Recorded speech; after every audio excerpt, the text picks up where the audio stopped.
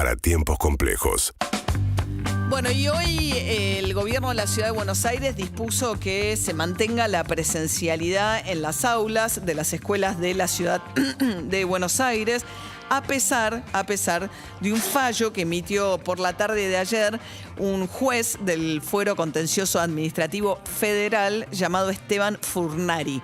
Allí había acudido el gobierno nacional a través de Carlos Zanini, que es como el jefe de los abogados, y planteaba que el fallo de una Cámara porteña no tiene competencia para dar vuelta, no tiene la posibilidad de dar vuelta un decreto firmado por el presidente de la Nación. En efecto, además, esto el propio Horacio Rodríguez Larreta sabe que la competencia es del Fuero Federal porque la presentación del gobierno de la Ciudad de Buenos Aires fue ante la Corte Suprema de Justicia de la Nación.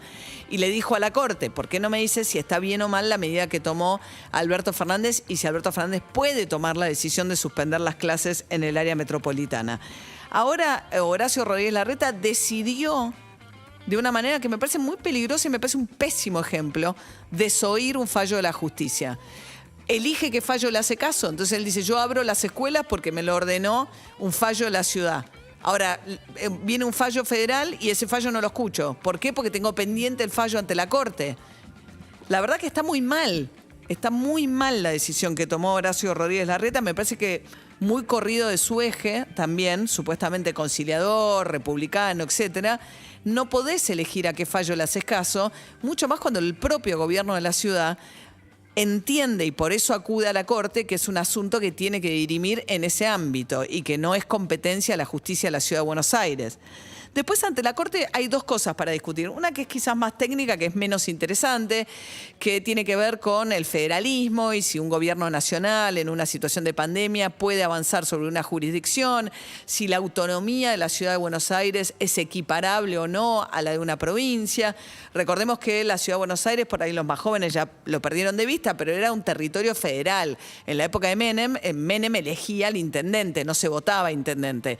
Y a partir de la Constitución de la reforma del 94 empezó un camino progresivo de autonomía de la ciudad, que significó que el Consejo Deliberante pasó a ser una legislatura, el intendente electo, después la ciudad obtuvo el traspaso de la policía, su propio fuero judicial, etcétera, etcétera. Pero en ese camino de progresiva ganancia de autonomía de la Ciudad de Buenos Aires, hay una jueza todavía, Hayton de Nolasco, que cree que la Ciudad de Buenos Aires no es equiparable plenamente a una provincia. Por eso dijo que no es competencia de la Corte entender en este conflicto, pero los demás jueces dijeron que sí.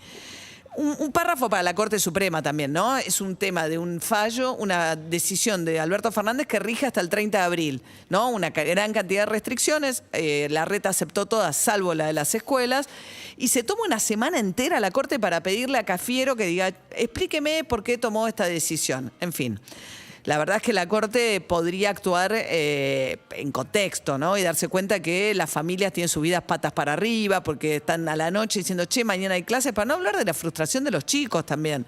Si tengo clases, no tengo clases. Y si la Corte ya dijo que va a intervenir, te tenés que tomar una semana entera para preguntarle a Cafiero por qué Alberto Fernández firmó el decreto que suspende la presencialidad. Entonces, bueno, hay un hecho que tiene que ver con hasta dónde Alberto Fernández puede avanzar sobre la autonomía, hasta dónde la Corte puede dirimir este conflicto. Y hay otro hecho de discusión que lamentablemente es el que se pierde en todo esto, que tiene que ver con, ¿tiene sentido suspender o no las clases? Yo creo que Alberto Fernández no justificó nunca de una manera sólida la decisión de suspender las clases de un día para el otro y todas las clases.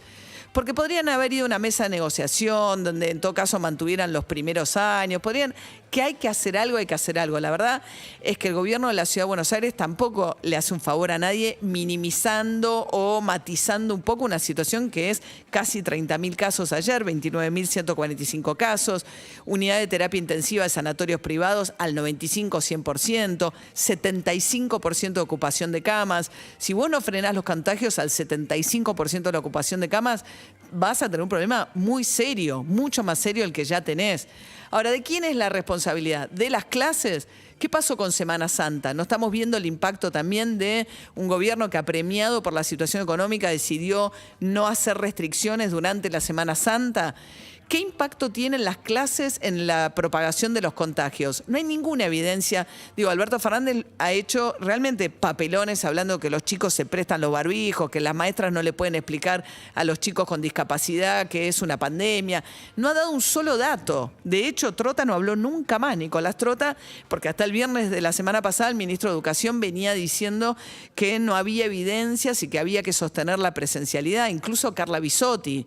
Uno puede argumentar sobre el uso del transporte público, si el hecho de ir y venir de las clases genera un aumento de transporte público, pero me parece que después de un año sin clases presenciales, con el daño social tremendo que eso genera, en un país donde 6 de cada 10 chicos se crean en un hogar pobre, cortar la presencialidad tiene que ser un hecho realmente muy bien argumentado, de emergencia, y hay que explorar antes otras opciones paulatinas, progresivas. Eso es lo que yo creo. Ahora, me parece que ya estamos en una situación donde prevalece la irracionalidad por completo. Alberto Fernández se molesta con Larreta porque cuando acuerda con Larreta, y tiene razón, cerrada a las 11 de la noche, Larreta dice, pero podés permanecer hasta las 12. Entonces le dice, ¿qué me vas a hacer? Leru, la próxima vez no te consulto. Entonces, ¿qué hago? Suspendo todo, un día para el otro. Entonces Larreta que dice, no te voy a hacer caso. Y elijo un fallo sí, otro no. Es un disparate. Digo, con la ocupación de camas al 75% en el área metropolitana y 29.000 casos, harían bien en sentarse a negociar, y Horacio Rodríguez Larreta en respetar los fallos de la justicia, porque justamente cuando no te gustan es cuando más los tenés que cumplir.